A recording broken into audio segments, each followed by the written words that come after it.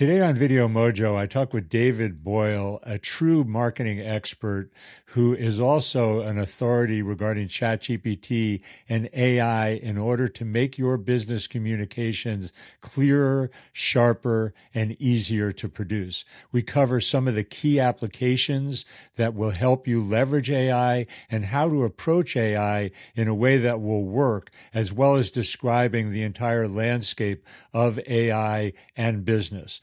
I really think that this is an episode not to be missed. Well, welcome, David Boyle, to Video Mojo. It's great to have you here across the pond. Thank you. Where in the UK are you? I'm in London. So London. It's dark and overcast and probably rainy outside. I'm in Northern California near San Francisco. The fog has burned off and we're very fortunate not to be too hot.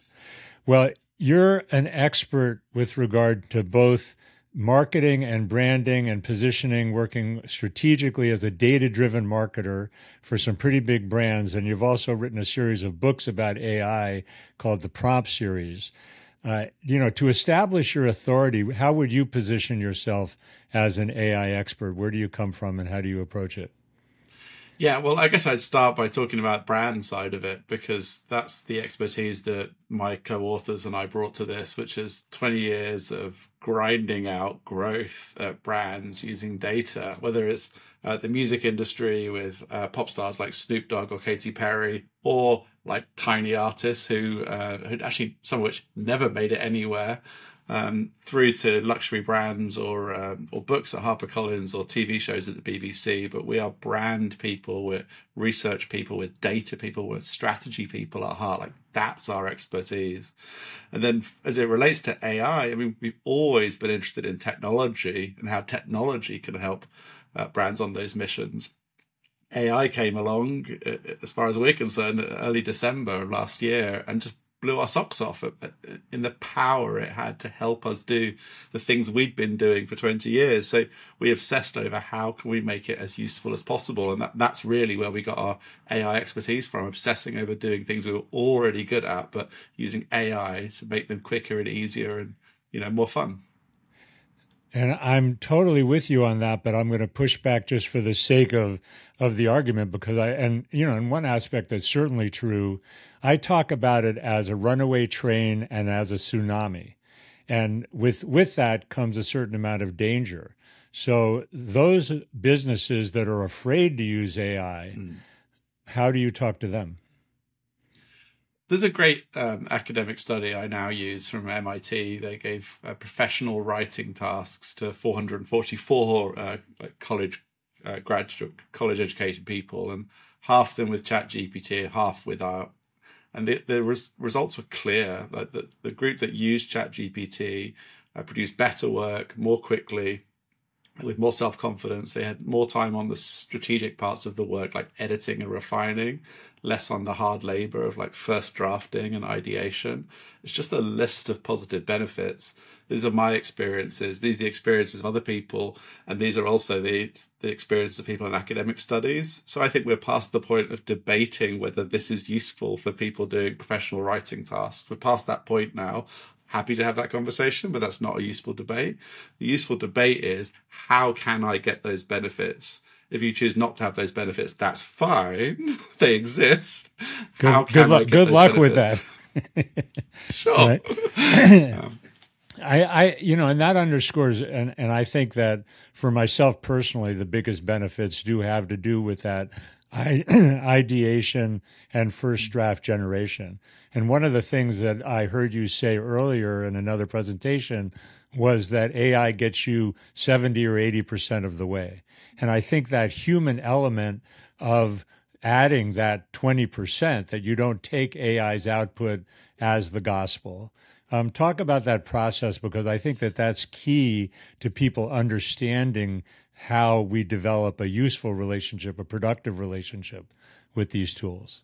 Yeah, a good way of talking about it is the mistakes people make. And I've worked with some incredibly smart people from some incredibly big brands around the world, people in leadership positions. And one mistake I see people make, even the smartest people, is to do what you said, which is to take AI's output and then run with it.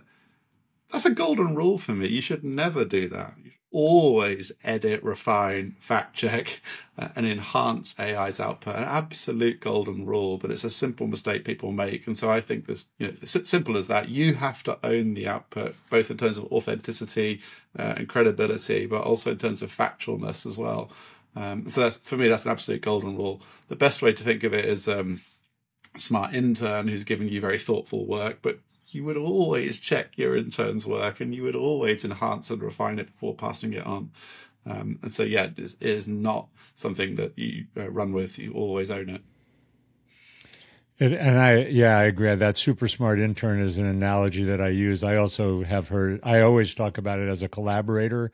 I heard the term co-pilot used today. Yeah, that's awesome. So you're a data-driven marketer, right? You guys are all about the data, and I think that that's wonderful from a scientific point of view. But I also think that marketing is changing.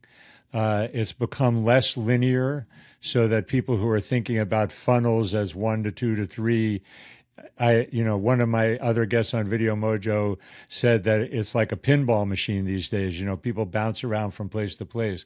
So how do you track data-driven marketing when people are operating like a ball in a pinball machine versus somebody that moves from A to B to C? Yeah, first, let me echo your sentiment there. I think the world is chaos, and if you don't design for chaos, you're in big trouble. So people don't follow linear flows, but also decisions don't get made the way you think they get made in organizations. So organizations aren't good at good processes for decision making or for or rolling out marketing anyway. So what we do to the audience is chaos, and what they how they behave is chaos. So yeah, we're in a world of chaos. For me, data is most useful when it guides strategy. And so I'm much more interested in helping leadership to deeply understand their audience and the needs their audience have that are related to the category in question. And that level of deep understanding then can cascade down through these chaotic decision-making structures into great creative work or into great campaign structures or whatever it might be, but planting those seeds in the head of leadership to really understand who their audience are and what their needs are and the kind of things they should do as a result. Like, for me, that's the best possible use of data. So I'm less worried about campaign tracking and campaign optimization. That's great and really interesting, but if you get the strategy right, then everything else cascades down to be better, even through all the chaos. In terms of making sure that brands and companies speak directly to their audience and address their needs directly, how does AI play into that? Yeah, so for me, it's all about some things you said earlier. So first, using AI as a thought partner, and second, using AI as like idea generation or brainstorming. And so AI, if you think about what AI is, knows, it has read, social media and philosophy papers and psychology papers. It has read audience research reports and theories and hypotheses, and it's read brand strategies. And so it's pretty good at understanding audiences and their needs and their wants and their hopes and their fears and their pains. And so you could ask it to be very thoughtful in your category. Let's say you run a concert venue. Please, hey, ChatGPT, please help me to think about the kinds of people who are interested in going to concerts of this type. Please help me understand their deep and underlying needs, not just their surface behaviors as it relates to concert going. Questions like that will get you very, very thoughtful insights into who the different audiences are that you might target. And then ChatGPT or AIs more broadly are great thought partners in bringing that to life. So questions like, hey, how might I innovate in order to better meet the needs of this one type of person? What product or experiences might I do? What types of marketing and communications might work for that set of underlying needs? So for me, it's all about like, what are the needs that are underlying that I can meet, and then help me think through the ways in which I can meet those needs. Yeah, it's actually something that I think very few people have experienced. And I totally agree with you. There's this power there in ChatGPT. I've had the most experience with understanding ideas like target audience and psychodemographics and all of that. So you've written this series of books called Prompt, right? And you've targeted for real estate agents, for music industry, for there's a half a dozen different markets. How does it vary from market to market? A two-part question. How does it vary from market to market? And then how the heck do you keep up given how fast even just ChatGPT is changing, not to mention the myriad of applications? Yeah, I guess three thoughts on that, really. I mean, the first is that the fundamentals of most industries are the same, especially if you look through the lens that I believe businesses should look through, which is help me understand the underlying needs of my audience, not the surface behaviors, the underlying needs. Help me work out what I do differently as a result of those needs, and help me be creative off the back of that. That basic workflow works for everybody. That's why we can do 5 books on this topic. But the specifics of every industry are very different. What is a useful need? What type of actions might I do? What decisions can I make? They're very different. A screenwriter in Hollywood is making very different decisions than a real estate marketer in Florida is making different decisions than someone developing theme parks in the UK. We've worked with all of those, and the application of those standard theories and standard ways of working, but to different people's different ways of working, has been absolutely fascinating. And that's why we keep doing books, because we want to learn from them and the specifics of their industry and then help them with what we've learned from other industries. I'm going to say on the updates point, we published the book late December of the first edition, and we totally assumed that we'd come back after the Christmas holidays and have to rewrite it and update it. And we didn't for about 2 months. And it turns out that if you operate at this deep level of really thinking about what can it do and and what are some good lessons for how I can make it behave the way I want to behave, those lessons actually are universal. They're still true today. So there's different additional things you can now do. And some of the things we said, it's not very good at that, it got good at. But the fundamental lessons for how do you think about these things as a co-pilot or as an assistant, how do you iterate and refine, how do you take ownership of its output, how do you improve a prompt until you get a result that you want, some of those lessons, turns out they were true in late December when we wrote them down, and they're still true today. So we're lucky for that. But it makes sense. It's kind of fundamental thinking. So I'm thinking about people who have not yet dived in to this soup that we're swimming in. And, if you were a business person, like many business people who have not yet put ChatGPT or AI in general to work for your business, what's like the number one prompt that you would recommend to somebody to get started, to get a taste, to have a profound experience that'll get them moving? Okay, I've got a different answer to this than I would have given if you'd asked me this in December, actually. So here's how I would start. I would take the iPhone app for ChatGPT, very specifically, or the Android app, which is now out as well. I would do the voice to text feature because it does really good voice to text on there. And I would go for a walk, and I would speak into the app some thoughts that you've got about your business. Hey, I think that we should be doing this kind of thing, and I'm worried about this, and my staff, here's a challenge here, and I've got this meeting on Thursday, and I'm bothered. Just like share some thoughts with it. It could be coordinated and structured, but it doesn't have to be. And then end your prompt with, hey, I run this business, or I work in this business. Here are some of my thoughts. Please organize them for me, structure them for me, and recommend to me some next steps that I should do to take forward each of the issues I talked to you about. You'll be absolutely blown away that with such a simple and engaging way of interacting, your slightly chaotic thoughts, which they inevitably will be beautifully organized, beautifully summarized, and beautifully elaborated on. It's kind of mind-blowing. I do that several times a day.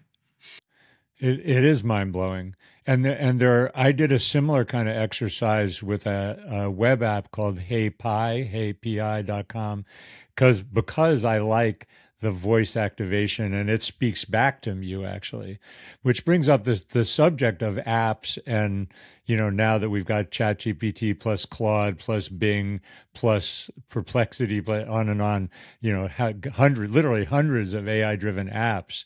Do you stay with ChatGPT? Do you research the other apps? Do you have opinions about what's better or not? Yeah, I do. Yeah, I think for most people, the best place to start is ChatGPT. It's a good, solid base, and they're constantly innovating, and it's kind of ripe for mass adoption.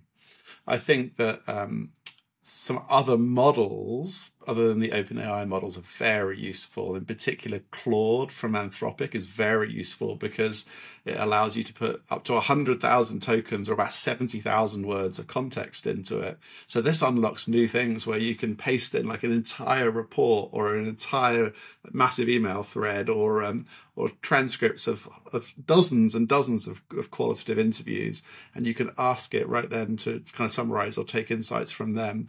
So that's very, very useful. And to access that, I would go to a site called Magi, Magai. And what they do is bring together lots of models. So the OpenAI models are there and the Claude models are there as well. And there's some other features and functions in that site which are slightly better than ChatGPT and more useful. So yeah, once you've mastered the basics in a simple place and decided you've fallen in love with this as a partner to your work, then yeah, there are more sophisticated tools out there. They would be the two I use most. Yeah, GPT-4 from OpenAI if I want like rigorous, thoughtful, structured work, or Claude if I want more thoughtful, like better written work with a longer context. But yeah, that's very useful, and I like Claude too. I have to say, and it's nice that Anthropic is a independent alternative that seems to have a forward-looking culture. Is that your impression as well? Yeah, definitely. I really like what they're doing as an organization as well. I think for most people, they're the only two you need to worry about, and you only really need to go to Claude if you need the extra context. In the meantime, master ChatGPT is one place to go. Master that first. Hell, our entire book was written purely on GPT 3.5. We've updated it now, but that's how much great work you can do in just the old original ChatGPT. So don't worry about the rest until you've mastered something, and then move on and add loads of extra models to your repertoire. Great. Well, two more areas I want to cover. One is the dangers. I listened to a podcast recently with Scott Galloway from NYU, the Prof G Pod, interviewing Mo Gaudat, Gawdat, and Mo is a former Google executive, you probably are aware, and they scared me. That the misinformation and the bad actors taking advantage of AI could disrupt things as early as any time, but they're predicting actually early next year because of the U.S. election. Are you worried about our future as well as the positive sides of the power? Yeah, definitely. I mean, I think that there's a lot of different dangers to worry about. Absolutely. So bad actors is definitely one. I think this is a superpower. And it's a superpower that good people will use for good. But so I absolutely think that's a big issue, a big challenge. We should worry about that. But it's more worrying about the bad people who will use it than AI itself. Then I think, I worry about people making bad decisions off bad data. So I worry about people who don't fact check AI's work and don't take ownership of it and just blindly follow the recommendations it makes. That's wrong and will lead to some bad decisions being made. Don't do that. Don't do that, people. Don't do that. Important warning. Don't do that. And yeah, I know senior executives who've done exactly that, and they shouldn't. I've told them. And then AI, once it can control real world systems, AI itself might make decisions that are not in our best interests. And I think that's something to worry about in the future as well, very, very seriously.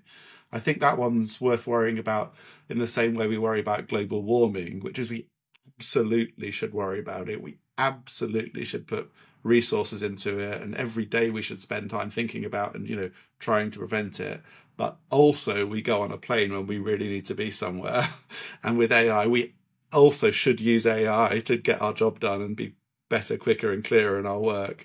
But we should also worry about the long-term benefits. It's not one or the other, though. It's not an excuse not to use AI.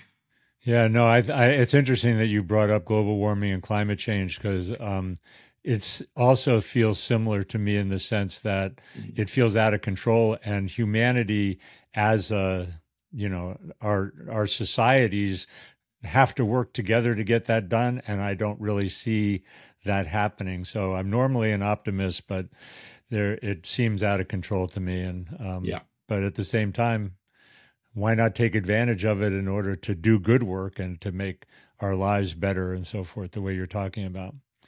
Well, the other arena, and I guess I'll segue off of the scary part. I saw a news report just this morning from India, of Indian television using artificial anchors on newscasts. I mean, literally, this is not someday, this is happening. And so I just wanted to ask you about the audio and visual world. I've been having a Mhm. ball playing and creating graphics in Midjourney. And of course, now we have Runway ML and other video things happening. So there's all those artificial audio and video, and as well as generative AI audio and video. And what's your view about where we're going there? Yeah, I mean, I think that the text-based AI is a great like proxy and place to learn lessons that will then roll out to image AIs, then video AIs, and then music AIs, probably in that order. And text-based AIs are much more advanced. They're ready for prime time right now. I think the others aren't quite. It takes more work and more skill and more frustration to get the other ones to work. Just right now, maybe not next week. And so let's learn a couple of lessons from the text-based AIs. I mean, one, we've mentioned it roughly before, but I think it amplifies your existing abilities. And so, for example, in text, like I'm not a great creative writer, and it amplifies me to be like a half decent creative writer, but it ain't gonna write me a novel. It's not gonna do that. I haven't got the skill to use it in that way. Whereas somebody who's a great writer gets amplified and they become a truly exceptional writer, I think, with this. And so I think the same is true in images, and the same is true in video, and will be true in music as well, which is, if you're a man off the street and you've got no particular skills, sure, you'll do something that's fun, but it ain't gonna be shown in a movie theater, and people ain't going to buy it. But if you're a great artist with great skill, it amplifies that and it gives you a real advantage. So worry about people who are less good than you using AI to get as good as you, definitely. But don't worry about falling behind, because once you use AI, you'll be amplified more than everybody else, and you'll still be at the front of the pack. And as somebody who's been involved in the music industry, what's your view regarding the copyright issues and other people's work being incorporated into new AI generated work? Yeah, I think there's a huge ethical dilemma here, which is, every time I use a language model, I use them all day. Every time I use a language model, I'm very aware that although it's generating something that's unique for me, it couldn't have done that without all of the copyrighted material it's ingested along the way. And Hmm. so morally, some share of revenue or value should be attributed back to the people who fed the model, whose work created it, and the constant new feed of original work it's going to need to stay relevant and stay up to date as well. So we should be passing value back to original creators, absolutely. I think, though, I maybe have a controversial view on this as well, which is that these these capabilities are so exciting for humankind. If you think about people in underprivileged parts of the world suddenly have access to this incredible intelligence, this empowering ability to speak at a level of the chief executive of a major corporation, to think as clearly as them. It's such an empowering technology for people, and it will make such a difference in people's lives. I do think you shouldn't be able to opt your work out of being part of the training set.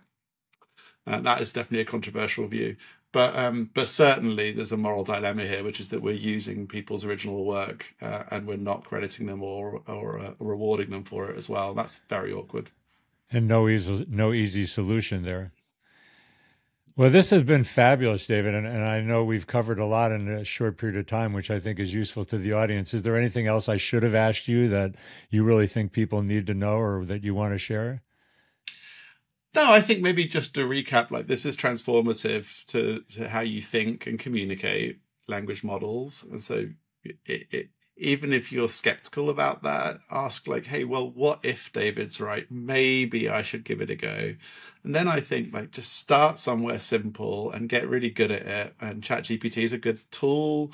Thinking out loud and talking your thoughts is a good place to start. It doesn't matter where you start, pick anything and just get good at it and you'll learn from there. But I would urge everybody to do that. I think if you don't, you're going to really, really miss out. Really, really miss out. Do you prescribe to what a lot of people are saying in terms of AI is not going to take your job, but people who use AI will?